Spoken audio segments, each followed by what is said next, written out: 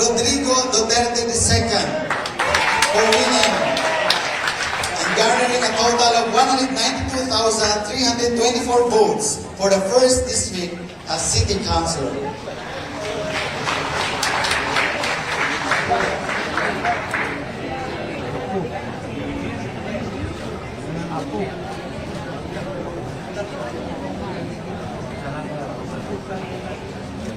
For member, House of Representatives in the elections held on May 12, 2025. Attached hereto and forming part hereof is a statement of votes by precincts garnered by each candidate for the office of member, House of Representatives.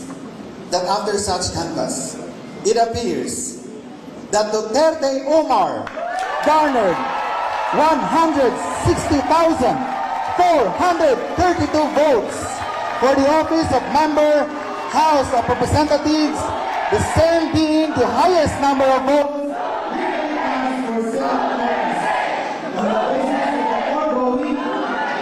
We hereby proclaim the above winning candidate as the duly elected member, House of Representatives of the City of Davao, 2nd Legislative District.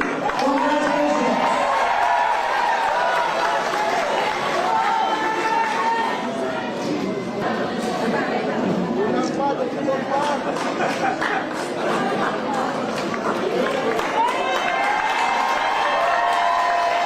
Sir, reaction lang sir na neophyte ka, lawmaker ka na sa House of Representatives. Yes po.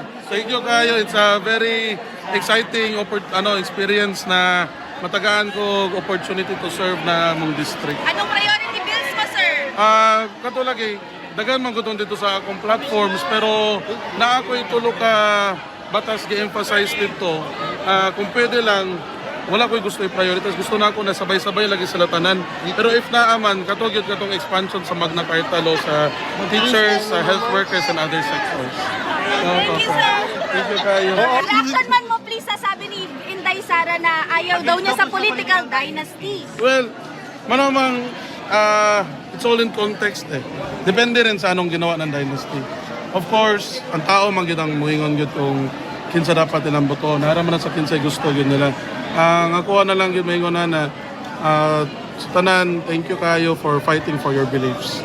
Nahagid mo believe sa amuan, na mo believe sa amuang pamilya, sa amuang liderato. Thank you kayo, suportahan mo. Sir, were you expecting a landslide? Well, of course, ina-expect na ako. Ibuhat mo na ako akong best. So, I wasn't really expecting anything. I just put my belief in the people lang din. Sa aking lolo, si PRD, gusto ko lang isabi sa iyo na salamat talaga sa lahat ng guidance binigay niyo sa akin. Of course, sa akong igsoon, kung sa mga tanan, ikaw yung talaga ang shining beacon na guide sa mga pamilya. And again, Lo, sa gustuin ko man, nandito ka sana ngayon.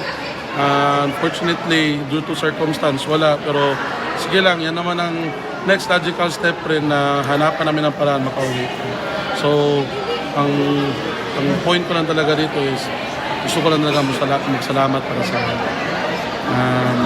Of course, bilang apo mo, I will never disappoint in the family. Sir, unang-una, kahapon sinabi na po ni Vice President na pinag-uusapan na raw po ng mga abogado, ng mga Duterte. Kasi since Mayor Duterte won't be here, he will be an absentee mayor. Automatically, Vice Mayor Baste will take over, so you will be the Vice Mayor. Ano pang napag-usapan ninyo, sir? Wala ko man, ma'am. Actually, as councilor pa among istoryahan, ma'am. Pero wala kami na istorya about anak, ma'am. So, magulat na lang pag statement anak nila. So, kana among naingon diya, ma'am. So, wala kami. Kay ang ako lang, ma'am, sulod lang konsyal. Magpasalamat sa mga suporta namo. Kanya, andam na ang serbisyo kanila. Kato lang, ma'am. Okay. Pero sir, meron na ba kayo napag-usapan kung ano ang magiging plano since automatic pag-take charge si Mayor Baste as the mayor? But since you are the first councilor, you will be the vice mayor, sir. So, how are you planning to do this po, sir? Na-discuss na po kayo sa family, sir? As of now, ma'am, wala pa. Pero if ever, ma'am, maminaw lang po sa unsa. National kasi, sir. Sorry. Sa ngayon, wala pa kasi namin napag-usapan yung ganyan na ano. Pero kung if ever magdating man sa panahon na ganyan talaga, Maghintay lang ko kung anong sabihin ni Mayor Rudy at ni Vice Mayor Baste. Yun lang, ma'am. Sir, in-expect niyo po ba na magta-top 1 councilor kayo sa buong Davao? Hindi, ma'am, nagulat nga ako. Na-expect ko na mapasok lang ako sana, in God willing, kung ibigay Diyos ng Diyos, mapasok ako. Pero hindi ako nag-expect na number 1, ma'am. Ano po unang reaction niyo nung una niyong nakita na medyo landslide victory na kayo? Napaiyak ako, ma'am. Oo, Something you expected, that Duterte na maglalansin ang lahat ng Duterte. grabe. Na-proud, talaga ako. Proud talaga. Grabe, paiyak talaga ako. Ba't ka po naiyak? Is this something expected? Tears of joy, ma'am. Tears Is of this joy. something expected po, sir? Na- Are you expecting this high words po for all the Dutertes? Hindi naman, ma'am. Kasi may ipit ang laban, ma'am eh. Kaya ginaano talaga namin. Ang kabila, yung alam mo naman. So in fairness, sir, Pero we trust the Davaoenos to know what is right and hindi lang magpadala kung ano man ang ano ng kabila. Sir, I have to ask you a tough question. Yung daddy niyo po, nagkaroon ng controversy tungkol dun sa mauling incident, sa assault incident niya. Napag-usapan niyo po ba to? Ano yung reaksyon niyo dito bilang ama niya? Wala pa man, ma'am. Wala pa man kaso. Wala pa nag-start, ma'am. So kami, okay lang kami. Patuloy lang pa rin. Nandito lang pa rin, serbisyo sa mga tao. So sa kaso ng wala pa man. Wala pa din investigasyon sa police. So really sorry ako for asking ha, bakit kayo lang po ni Sir Omar ang nandito? Mayor Baste is not here, Kong Pulong is not also here. We just want to know kung ano. Tinanong ko nga ma'am kay kagabi nagkita kami sa pumunta. Sabi nila kami na lang daw magpunta in behalf. Sir, sorry, bakit daw po sir? Hindi ko rin alam. Baka may may gawin pa, may flight pa.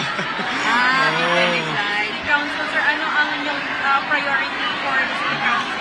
Ako ma'am, lahat ng mga kataporma ko ma'am, yung talagang priority ko ma'am. Gusto ko talaga tapusin lahat. So you are the namesake of the former president, pero sa tingin mo, ano ba ang pwede mo magawa na hindi nagawa ng lolo ninyo, sir? Mostly ma'am, about health ma'am. Wala pa nagawa ng lolo ko. Health. Yes ma'am.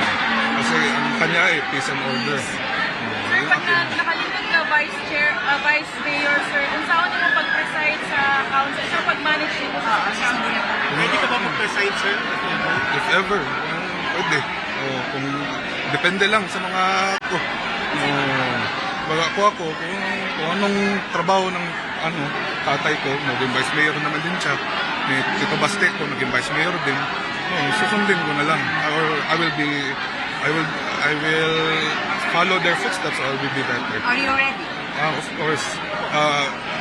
Medyo cool ba? Pero I'm ready. I'm ready to serve. Sabi ni Auntie, against daw po siya sa political dynasty, si Titi Sara. Ano po reaction po doon? Again, sir. Sinabi po ni Auntie niyo po si Vice President Sara Duterte na against daw po siya sa political dynasties. Ano pong pananaw niyo doon, sir? Kung depende lang kasi sa mga tao kung sino yung gusto nila. Kami, lang kami. Sa mga taga Davao, kung gusto nila na kami pa rin, ang pamilya namin, patuloy lang pa rin kami. Kung gusto pa nila sa amin. So will it make a difference now dahil si former president ay nasa detention sa ICC sa The Hague? So ano ho ang pagkakaiba running the Davao City now without him? Alam naman ho natin na siya talaga yung pioneer, siya naman talaga sa Duterte family sa Davao City. May contact naman ma'am sa mga abogado niya. Yan lang ma'am. Yun lang masabi ko ma'am. May contact naman din sa mga abogado niya. Kung anong mga plano niya o gusto niya. And you can still seek advice from him po just in case kailangan. Yes ma'am. Sir, bago ka ba tumakbo, kinonsulta mo ang lolo mo, si former President? Opo ma'am. Kasabay ko po papa ko at si Tito Baste ko. Diyan naman din si VP.